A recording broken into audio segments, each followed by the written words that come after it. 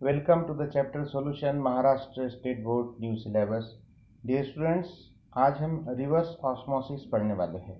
तो चलिए आपके बुक में क्या लिखा है पहले देख लेते हैं और उसके बाद इसको समझ लेते हैं। As mentioned earlier, osmosis is a flow of solvent through a semi permeable membrane into the solution.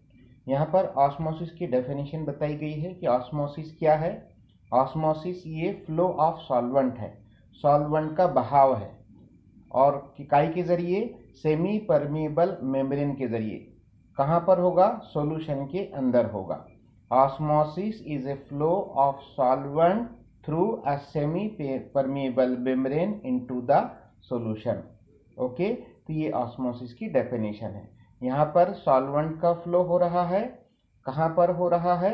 Solution के अंदर। काय के थ्रू हो रहा है? सेमी परमेबल मेम्ब्रेन के थ्रू। ओके, चलिए आगे क्या लिखा है देखते हैं।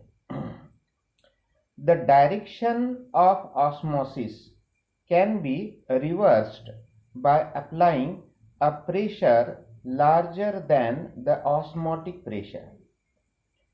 ऑस्मोसिस के डायरेक्शन को रिवर्स किया जा सकता है, उसको उल्टा किया जा सकता है। अभी हमने देखा कि ऑस्मोसिस का डायरेक्शन किधर से किधर होता है? फ्रॉम सॉल्वेंट टू सॉल्यूशन होता है। लेकिन अब इसका डायरेक्शन हम उल्टा कर देंगे, यानी फ्रॉम सॉल्यूशन टू सॉल्वेंट कर देंगे। लेकिन इसको कैसे हम पॉसिबल करेंगे?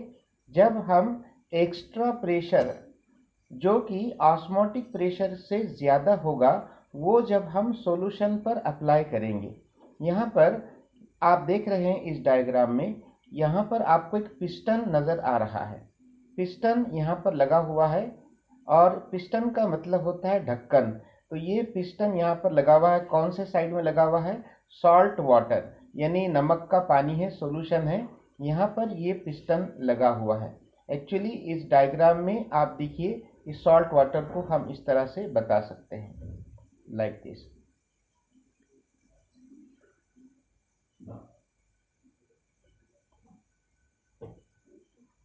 ये सॉल्ट वाटर है। पूरे कंपार्टमेंट में आपको नमक का पानी नजर आ रहा है, और यहाँ पर सेमी परमेबल मेम्ब्रेन लगी हुई है। ओके, तो अब देखिए यहाँ पर ऑस्मोसिस का फ्लो अपोजिट होगा। ये बाजू की कंपार्टमेंट में आपको फ्रेश वाटर नजर आ रहा है। फ्रेश वाटर है, यानी कि इसमें सॉल्ट नहीं है, प्योर वाटर है, इस तरह से।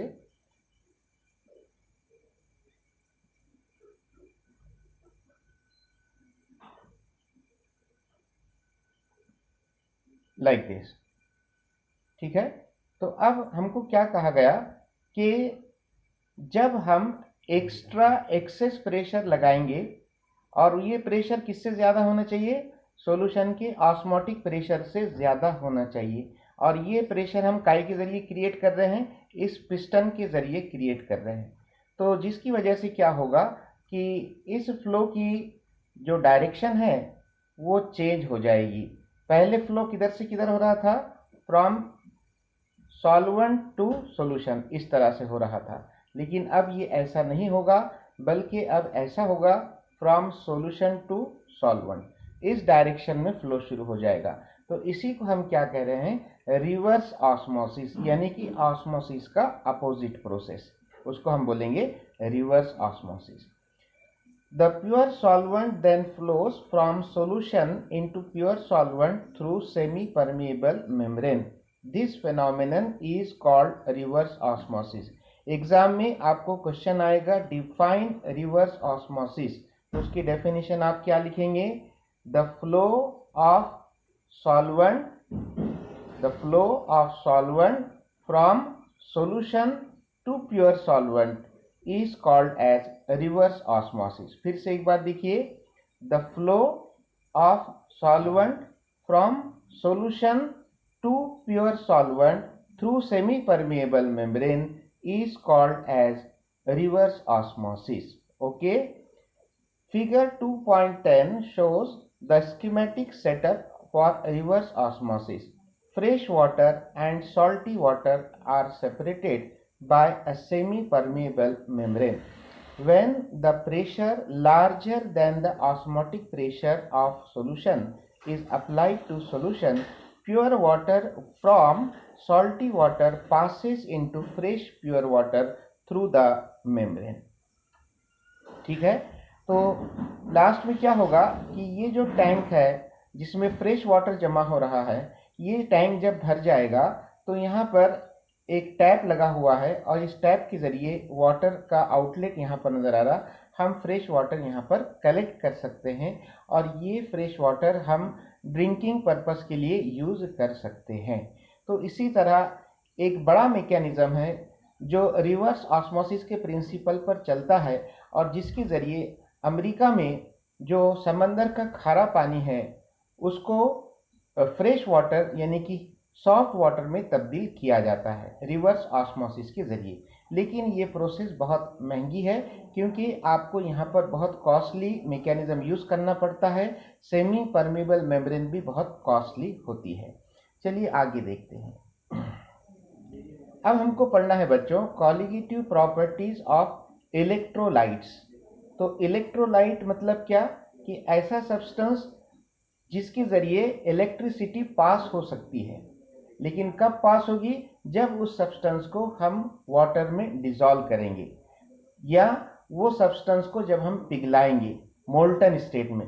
तो ऐसा सब्सटेंस जिसके सॉल्यूशन के ज़रिए या पिघले हुए सब्सटेंस के ज़रिए जब इलेक्ट्रिसिटी पास हो सकती है तो हम उस सब्सटेंस को क्या कहते हैं? इलेक्ट्रोलाइट। तो यहाँ पर इलेक्ट्रिसिटी पास करने के लिए जिम्मेदार कौन है? उस सब्सटेंस के आयंस, यानी उस सब्सटेंस का आयोनाइजेशन होता है। कब होता है? जब उस सब्सटेंस को हम या तो वाटर में डिसॉल्व करते हैं या फिर हम उसको पिघलाते हैं। चलिए आपकी बुक में क्या लिखा है देखते हैं।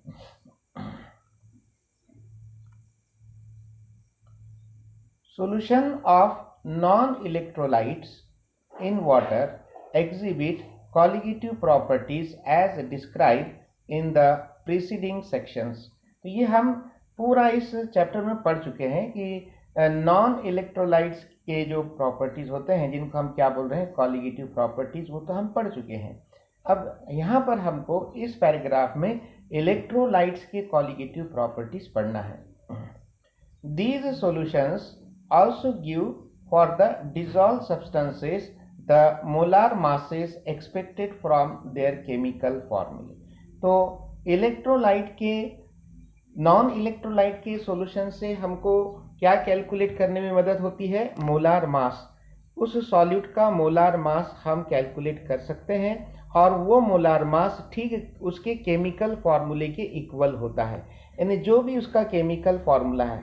सपोज आपको पता है कि एक नॉन इलेक्ट्रोलाइट लेते हैं हम शुगर को हम क्या बोलते हैं? सुक्रोज, और उसका फार्मूला क्या है? C12H22O11। तो इस फार्मूले के हिसाब से जो भी मॉलिक्यूलर मास आएगा, कार्बन 12 है, हाइड्रोजन 22 है, ऑक्सीजन 11 है, तो इसके हिसाब से हम जब इनके atomic mass multiplied by the number of atoms, इसके हिसाब से मॉलिक्यूलर मास कैलकुलेट करेंगे तो वो मॉलिक्यूलर मास और एक्सपेरिमेंटली हम जो मॉलिक्यूलर मास जिसको हम मोलार मास बोल रहे हैं वो हम एक्सपेरिमेंटली जब मेज़र करेंगे तो दोनों भी सेम आएंगे। तो इसी को यहाँ पर बताया गया है। चलिए अगला paragraph. The study of colligative properties of electrolytes however require a different approach from than used for colligative properties of non-electrolytes. Following are the experimental observations for the colligative behavior of electrolyte। अब यहाँ पर 3 observations बताए गए हैं। Experimental observation किसके लिए बताए गए हैं? Colligative behaviour of electrolyte. तो चलिए पहला ऑब्जर्वेशन क्या है देखिए। The solutions of electrolyte also exhibit colligative properties which do not obey the relations of non-electrolyte। यानी यहाँ पर ये बात बताई गई कि नॉन इलेक्ट्रोलाइट की जो कॉलिगेटिव प्रॉपर्टी होती है उसकी तरह इलेक्ट्रोलाइट की कॉलीगेटिव प्रॉपर्टी तो होती है, लेकिन ठीक उस तरह नहीं होती है जिस तरह की नॉन इलेक्ट्रोलाइट की कॉलीगेटिव प्रॉपर्टी होती है। क्योंकि हमने देखा कि नॉन इलेक्ट्रोलाइट ये एक आइडियल सॉल्यूशन, क्योंकि ये नॉन आयोनाइजेबल और नॉन वोलेटाइल होता है। Point number 2, the colligative properties of the solutions of electrolytes are greater than those to be expected for solutions of non-electrolytes of the same concentration। क्या बात बताई गई यहाँ पर कि इलेक्ट्रोलाइट की जो कॉलीगेटिव प्रॉपर्टीज होती है उनकी वैल्यू ये नॉन इलेक्ट्रोलाइट के जो सॉल्यूशंस होते हैं सेम कॉन्सेंट्रेशन के, उनके मुकाबले में इनकी वैल्यू ज़्यादा होती है। चलिए इसको और अच्छे से हम समझेंगे। सपोज एक फ्लास्क में सुक्रोज का सॉल्यूशन है और दूसरे फ्लास्क में नमक का सॉल्यूशन है।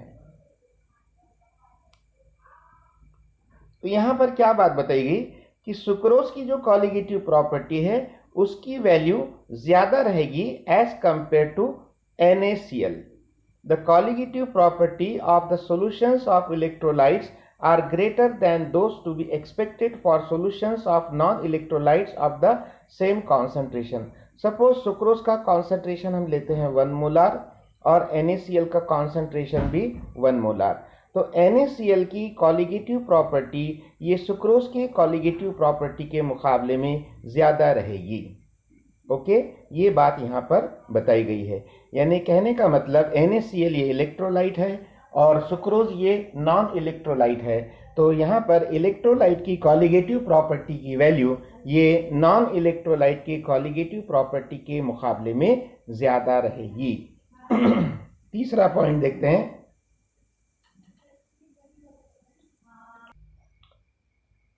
थर्ड पॉइंट देखते हैं, the molar masses of electrolytes in aqueous solution. Aqueous solution मतलब पानी में तैयार किया हुआ solution. The molar masses of electrolytes in aqueous solutions determined by colligative properties are found to be considerably lower than the formula masses।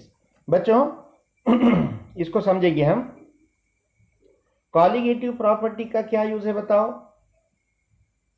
उसका use ये है कि हम उसके जरिए किसी भी नॉन इलेक्ट्रोलाइट का मोलार मास कैलकुलेट कर सकते हैं। ओके, तो वैसे ही हमारे माइंड में सवाल पैदा हो रहा है कि क्या हम इलेक्ट्रोलाइट का मोलार मास कैलकुलेट कर सकते हैं कॉलीगेटिव प्रॉपर्टी की मदद से? तो इसका जवाब है यस, हम कॉलीगेटिव प्रॉपर्टी की मदद से किसी भी इलेक्ट्रोलाइट का मोलार मास कैलकुलेट कर सकते हैं, लेकिन वो मोलार मास की जो वैल्यू आएगी वो फार्मूला मास के मुकाबले में कम रहेगी। क्या मतलब है इसका? सपोज यहाँ पर हम NaCl की स्टडी कर रहे हैं। NaCl ये इलेक्ट्रोलाइट है और NaCl का मॉलिक्यूलर मास यानी कि मोलार मास हुआ, ठीक है। तो इसका जो मोलार मास हम कैसे कैलकुलेट करेंगे?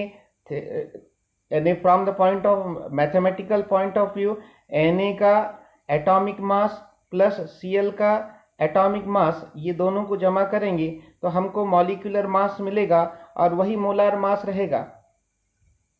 लेकिन जब हम यहाँ पर experimentally with the help of colligative property NaCl का मोलार मास कैलकुलेट करेंगे तो वो मोलार मास की वैल्यू, ये जो मैथमेटिकल मोलार मास हमने कैलकुलेट किया है उसके मुकाबले में जो है उसका मोलार मास कम आएगा। यही बात देखिए यहाँ पर लिखा है, considerably lower than the formula masses. Okay, तो इसका रीजन क्या हम देखेंगे। चलिए नया पैराग्राफ देखते हैं। Why the colligative properties of electrolyte solutions are greater than those for non-electrolyte solutions of the same concentration? Recall that electrolytes dissociate into two or more ions when dissolved in water, whereas non-electrolytes do not. Stated differently, one formula unit of electrolyte dissolved in water produces two or more ions. Consequently, number of particles in solution increases. The colligative properties of electrolytic solutions are thus higher than the non-electrolytic solution. बच्चों यहाँ पर एक example के जरिए इसको समझाने की कोशिश की गई है. For example, when NaCl is dissolved in water, it produces two ions, Na positive and Cl negative. Whereas sucrose does not dissociate, it is expected then that the colligative property of 0.1 molal NaCl is twice that of 0.1 molal sucrose solution. यहाँ पर twice कहा गया. NaCl की colligative property ये sucrose की colligative property के मुकाबले में डबल है. क्यों ऐसा? देखो बच्चों, यहां पर फिर से हम इस एग्जाम्पल को समझने की कोशिश करेंगे. NaCl कितना कॉन्सेंट्रेशन है? 0.1 मोलाल. और सुक्रोज, इसका फॉर्मूला C12H22O11. इसका कॉन्सेंट्रेशन कितना है? 0.1 मोलाल. ये दोनों के सॉल्यूशन है बच्चों. ये NaCl का सॉल्यूशन है और ये सुक्रोज का सॉल्यूशन है. ठीक है. तो अब क्या होगा, जब NaCl को हम वाटर में डिसॉल्व करेंगे, सॉल्यूशन तैयार करने के लिए NaCl को वाटर में डिसॉल्व करना पड़ेगा. तो NaCl को जब हम वाटर में डिसॉल्व करेंगे तो NaCl का डिसोसिएशन होगा और आपको यहाँ पर Na पॉजिटिव और Cl नेगेटिव आयंस मिलेंगे. अब NaCl का जो कॉन्सेंट्रेशन आपको बताया गया है कितना है? 0.1 मोलाल. तो बच्चों 0.1 मोलाल NaCl से आपको Na पॉजिटिव आयन जो मिलेंगे उसका कॉन्सेंट्रेशन बताइए कितना रहेगा? उतना ही रहेगा जितना NaCl का कॉन्सेंट्रेशन है, यानी 0.1 मोलाल. Cl नेगेटिव आयन का कॉन्सेंट्रेशन कितना रहेगा? उतना ही रहेगा जितना कि Na पॉजिटिव का कॉन्सेंट्रेशन है, 0.1 मोलाल. ठीक है. तो फिर आप देखिए दो आयंस मिल रहे हैं और दोनों आयंस यानी नंबर ऑफ आयंस कितने हो गए? 2 हो गए. और हर एक का कॉन्सेंट्रेशन कितना होगा? 0.1 मोलाल. तो जवाब आ रहा है आपको 0.2 मोलाल. तो देखो बच्चों, यहाँ पर इसका जो कॉलिगेटिव प्रॉपर्टी है, ये कॉलिगेटिव प्रॉपर्टी ये कॉन्सेंट्रेशन के मुकाबले में दुगनी हो गई, क्योंकि हमको पता है कि कॉलिगेटिव प्रॉपर्टी किस पर डिपेंड होती है? नंबर ऑफ पार्टिकल्स पर डिपेंड होती है. अब वो पार्टिकल्स आयंस भी हो सकते हैं, एटम्स हो सकते हैं, मॉलिक्यूल्स हो सकते हैं, कुछ भी हो सकते हैं. यहाँ पर आपको 2 आयंस मिल रहे हैं, इसलिए यहाँ पर नंबर ऑफ आयंस बढ़ गए, इसलिए कॉलिगेटिव प्रॉपर्टी डबल हो गई, ट्वाइस हो गई. लेकिन सुक्रोज को जब हम वाटर में डिसॉल्व करेंगे C12H22O11, तो क्या उसका डिसोसिएशन होगा जिस तरह NaCl का हुआ? यहाँ पर कोई डिसोसिएशन नहीं होगा. नो आयंस, कोई आयन फॉर्म नहीं होगा. जब आयंस फॉर्म नहीं होंगे तो जो कॉन्सेंट्रेशन हमने लिया, कितना लिया? 0.1 मोलार, वही कॉन्सेंट्रेशन इस सॉल्यूशन में रहेगा. उसके कॉन्सेंट्रेशन में कोई चेंज नहीं आएगा. इसीलिए कॉलिगेटिव प्रॉपर्टी सुक्रोज की चेंज नहीं होगी, लेकिन NaCl की कॉलिगेटिव प्रॉपर्टी ये सुक्रोज के मुकाबले में दुगनी हो गई है. सुक्रोज की 0.1 है और यहाँ पर NaCl की 0.2 मोलार है. तो आपको क्लियर फर्क नजर आ रहा है कि ये डबल हो गई है. ओके, तो मैं उम्मीद करता हूँ कि आपको ये लेक्चर समझ में आया होगा और इसी के साथ ये चैप्टर यहाँ पर ख़त्म हो रहा है. और अब हम जो है नेक्स्ट हमारे जो लेक्चर में आयनिक इक्विलिब्रिया ये नया चैप्टर पढ़ने वाले हैं, जिसमें एसिड किसे कहा जाता है, बेस किसे कहा जाता है, सॉल्ट क्या है, उसके अलग अलग थेरीज है, वो हम पढ़ने वाले हैं. तो मिलते हैं एक नए वीडियो के साथ. अगर आपको ये लेक्चर समझ में आया तो कमेंट कीजिए, इस चैनल को सब्सक्राइब कीजिए, लाइक कीजिए और शेयर कीजिए.